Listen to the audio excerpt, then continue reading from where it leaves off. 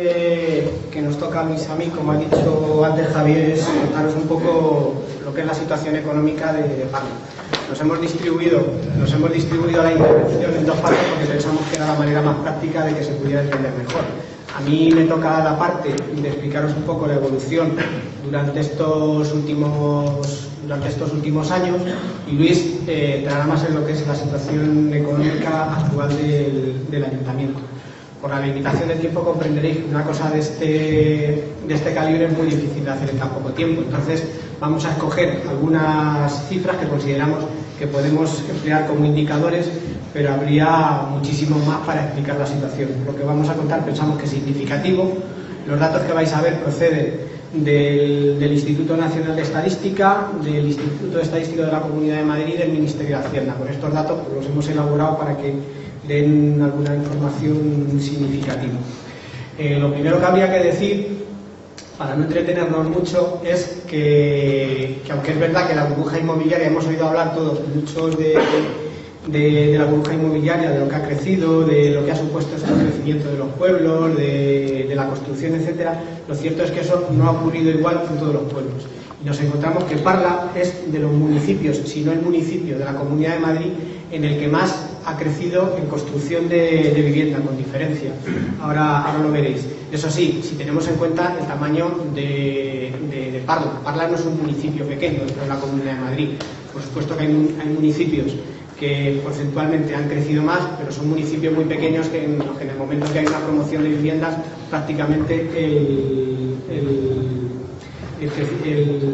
la cantidad de habitantes se duplica, ¿no? Entonces, en ese sentido vamos a intentar comparar la situación para que tengamos también un elemento de contraste, por una parte, con algún municipio que tenga un tamaño similar al de Parla al final de este proceso, es decir, en 2012, que en eso hemos escogido Torrejón de Ardoz, veréis que tienen poblaciones muy similares en 2012, y vamos a escoger Pinto también porque es un municipio que, aunque es bastante más pequeño que Parla, ha experimentado un crecimiento muy similar. Es decir, se ha multiplicado mucho el número de habitantes para estar donde está. Para que veáis un poco de lo que estamos hablando, como veis, la población de Parla en 2012, los datos difieren un poco de los que ha dado Andrés, porque las fuentes deben ser diferentes, pero veréis que tampoco es una diferencia significativa.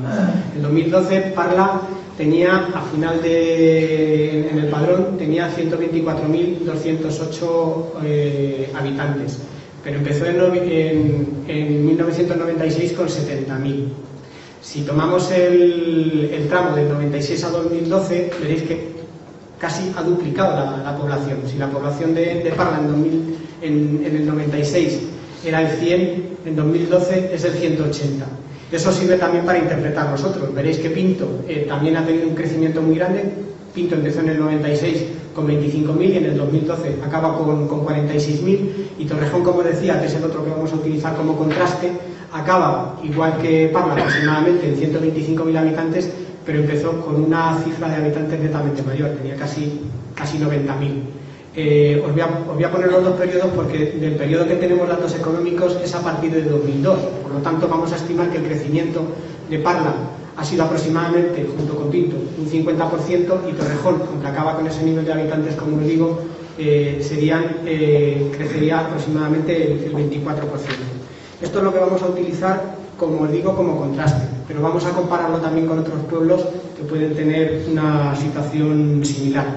Lo que nos vamos a encontrar como conclusión, y prefiero hacerlo al principio por si no nos da mucho tiempo a explicarlo, es que veréis que lo que se ve en los números, cuando lo veamos sobre un gráfico, expresará lo rápidamente que ha crecido la población en Parla en ese periodo. Veréis que el crecimiento que ha tenido ha sido muy exagerado si lo comparamos con los otros, y veremos también, a partir de las diapositivas que vayamos viendo, que ese crecimiento de población no ha llevado aparejado un crecimiento industrial y de servicios que sería necesario para poder soportar ese nivel de población. Yo creo que es fácil de entender que si la población de un municipio crece, o crece al mismo tiempo en los servicios, en la industria que puede ser necesaria para sostener un empleo y por tanto unos impuestos que nutran los presupuestos del ayuntamiento, o eso ocurre, o al final ocurrirá que el municipio se desequilibra si solamente se basa en si solamente apuesta por una vía de crecimiento. Como consecuencia de esto, veréis también que hay un tremendo desajuste entre lo que es el crecimiento que ha habido en los ingresos y lo que ha ocurrido con los gastos, arrojando un resultado muy deficitario en las cuentas de Parla. En eso entrará Luis con bastante más detalle, y eso genera una deuda con bancos y una enorme deuda con proveedores también, que lastra mucho la cuenta de Parla. Esto se ha producido porque el crecimiento que se ha dado ha sido casi exclusivamente inmobiliario, es decir, Parla ha ido bien en la medida en que aquí se estaba construyendo mucha vivienda, y además le marcaba una diferencia también con los otros municipios, es decir, mientras los otros municipios también construían vivienda pero no construían tanta, al mismo tiempo tenían un sustrato económico que estaba basado en la industria, los servicios y el comercio.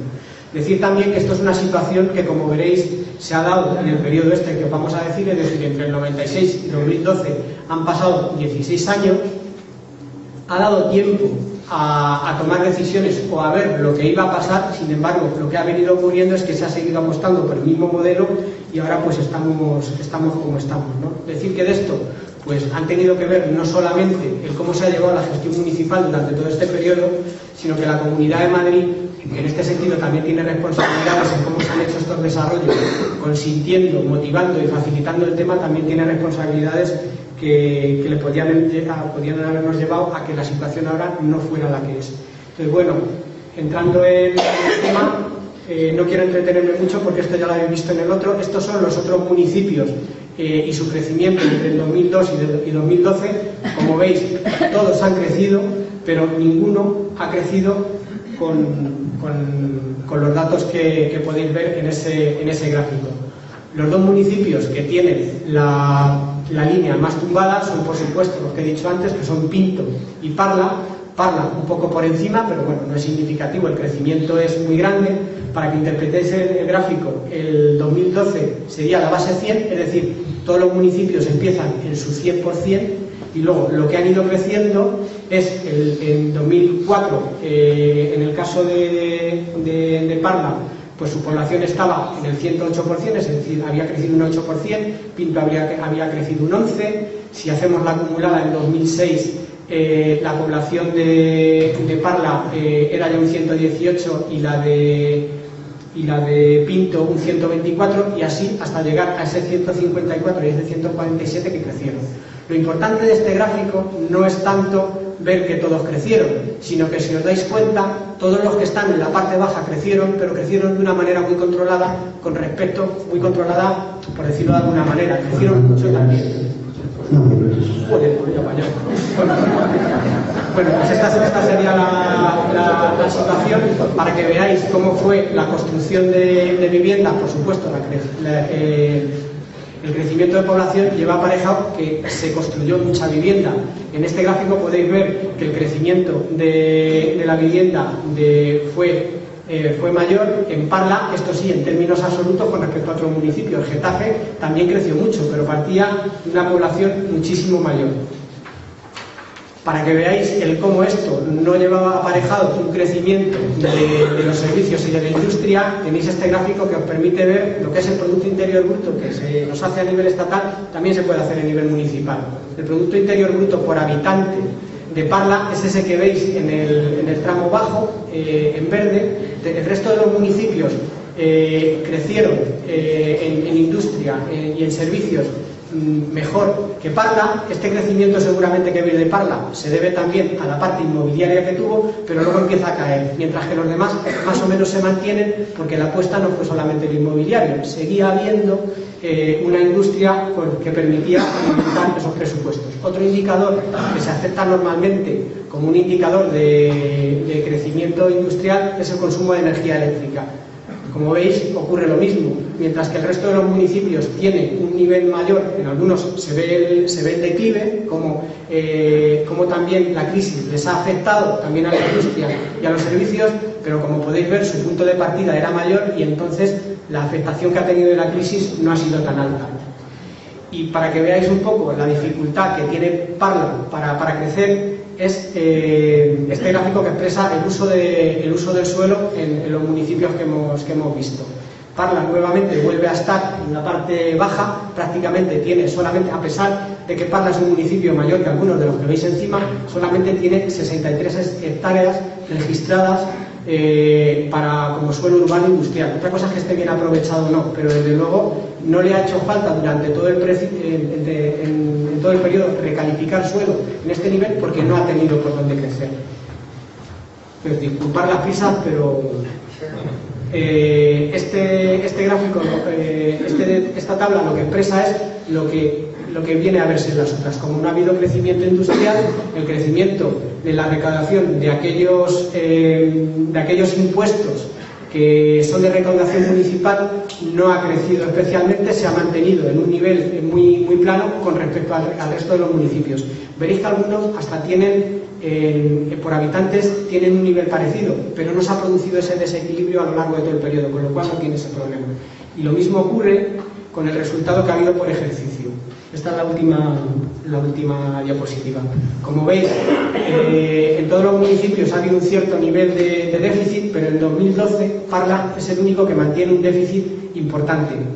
No quiero que este gráfico os confunda. O sea, muchos de los municipios que tienen resultados positivos en 2012 es porque han podido endeudarse, es decir, han pedido créditos a los bancos se los han dado y a medio plazo o a largo plazo pues van a tener que devolver esos créditos.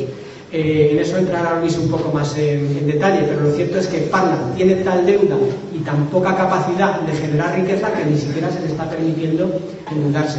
Es realmente lo dramático de la situación. Ahora mismo Parla está en una situación prácticamente de quiebra. Entonces, por no entrar en más detalles, te paso bien. Estamos moviéndonos.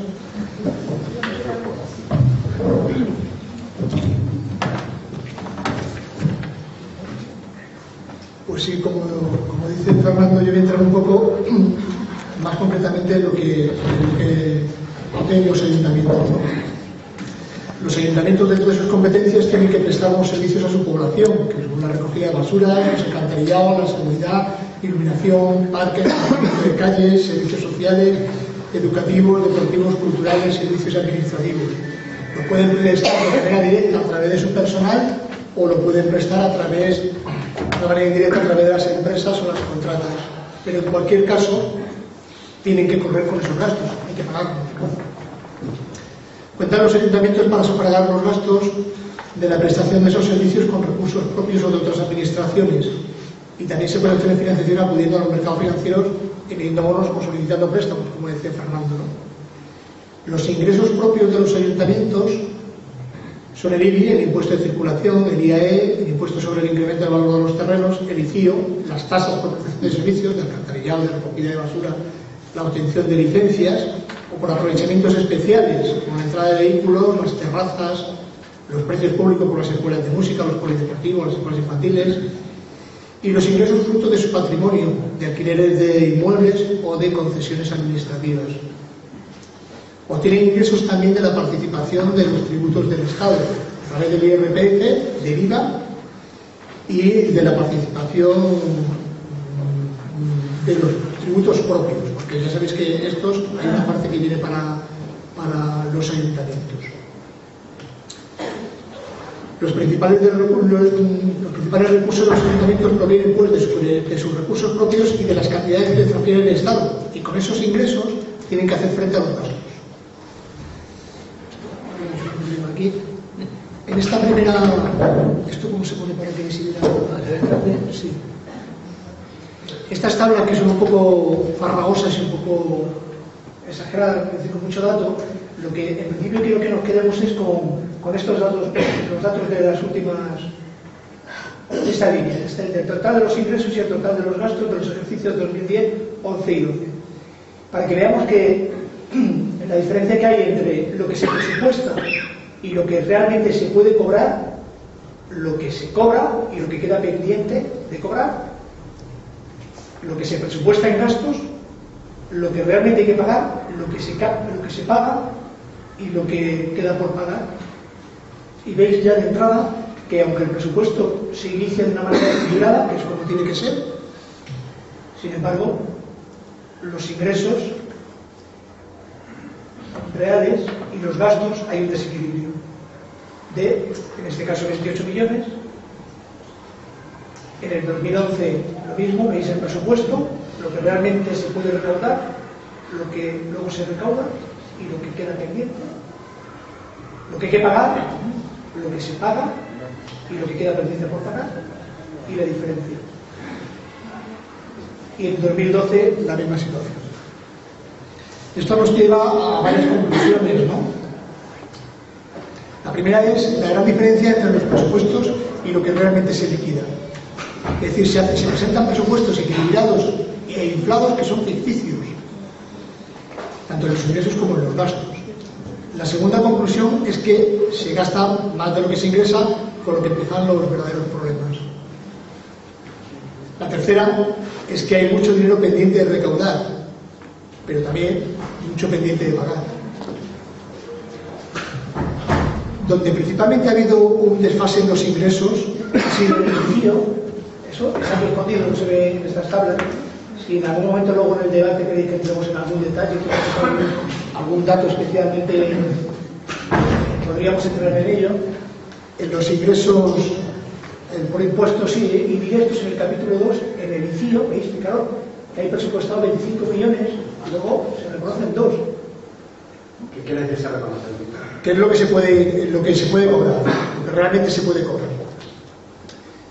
Eso es porque se hizo una previsión en el impuesto de construcciones, instalaciones y obras en estos ejercicios muy altas que luego no responden a la realidad porque las expectativas de la construcción se han desmoronado. Y lo mismo ocurre en el capítulo de transferencias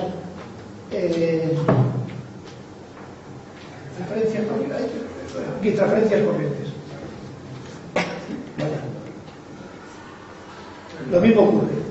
Se hizo una previsión de que las transferencias corrientes son las que vienen del Estado, de las comunidades autónomas, otros entes, entre ellos los consorcios.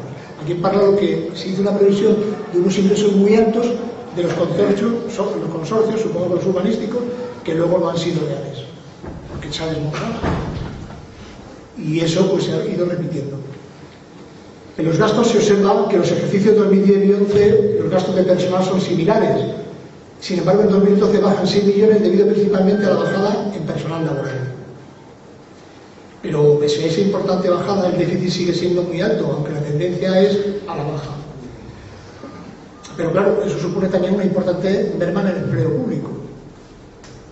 En el capítulo 2 se ha bajado entre un 25 y un 30%, que es la partida 227, que es donde están las empresas. Y ahí también se genera un verdadero problema, porque está mucha gente trabajando y claro, si no se pagan las empresas, no, los trabajadores no pueden cobrar. Las empresas subcontratadas, las contratas que trabajan para los ayuntamientos. Hacéis bien en apuntar, que alguna cosa que eso nos contéis en decir que aclare el expedido. Y también ha bajado significativamente la partida de actividades protocolarias y representativas, que es donde estaba el tranvía, que se lo ha llevado a otro lado. Se observa que mientras el capítulo 1, los gastos de personal y la deuda, ya sabéis que con la modificación de la Constitución es lo primero que se paga, la deuda y los intereses, lo primero que se paga. Pero en el capítulo 1, que son los gastos de personal, se pagan prácticamente al 100%, y lo que no se paga, la parte que pueda quedar pendiente de pago, es lo de seguridad social. Los salarios hasta ahora se han venido pagando. Otra conclusión que sacamos a la vista de estos grandes números del presupuesto y liquidaciones es la gran bajada en el capítulo 6, en las inversiones reales, que pasa de unos 24 millones en 2010 a 16 en el 11 y casi 4 en el 12. Y en este caso también se ha presupuestado muy por encima de lo que realmente se hace. Y también de las inversiones que se han llegado a realizar, las cantidades pendientes por pagar pues también son importantes. A ver, que me equivoco de ratón. Como hemos visto, el desequilibrio de los ingresos y los gastos es sistemático. No solo en estos tres ejercicios, es decir, que ya viene de atrás. Eso lo podemos ver en este gráfico, en esta tabla. Estos son los remanentes. Una vez que se liquida el presupuesto, se hace un resumen, por decirlo de alguna manera, en lo que se refleja lo que queda pendiente por ingresar y lo que queda pendiente por pagar. Como podéis ver, en el año 2011 pues quedaba pendiente por pagar 184 millones, en el 2010, en el 11, 247, en el 12, 303 millones. La deuda del ayuntamiento de Parla que mantiene con los bancos no es de las más altas de la comunidad, también antes comentaba Fernando, no es de las más altas de la Comunidad de Madrid. Si veis aquí, esta tabla, que es a 31 de 12, hay ayuntamientos que tienen, para que podamos entenderlo rápido, es la deuda que se tiene la dividido por los habitantes, y ahí se ve un poco cómo se está, ¿no? Fijaros que hay ayuntamientos en los que en teoría cada ciudadano, Madrid, así que está como está, ¿no? Debe 2.275, pero es que Alcorcón, o Arganda, o Torrejón, sin embargo Parla está en una situación que, bueno, pero claro, tiene el problema anterior, que es esto que vemos aquí, que eso impide poder realizar operaciones de... ¿Y acabar ya? Por otro lado, con los planes de pago, es decir, otra cosa que ocurre es que cuando los ayuntamientos no pueden pagar a sus proveedores, de los dineros que transfiere el Estado, de IRPF, de IVA, de impuestos sobre el consumo, o de las transferencias corrientes, es decir, de los tributos que tiene el Estado, que da una parte a los ayuntamientos, que viene a través del capítulo 4, transferencias corrientes, si no pagas y los proveedores recurren a que lo pague el Estado a través del ICO, de los dineros que te vienen mes a mes, te los van detrayendo. Aquí podéis ver que efectivamente a Parla le están reteniendo ahora mismo de lo que le correspondería, que sería 1,5 millones, 911.000. Los árboles. Y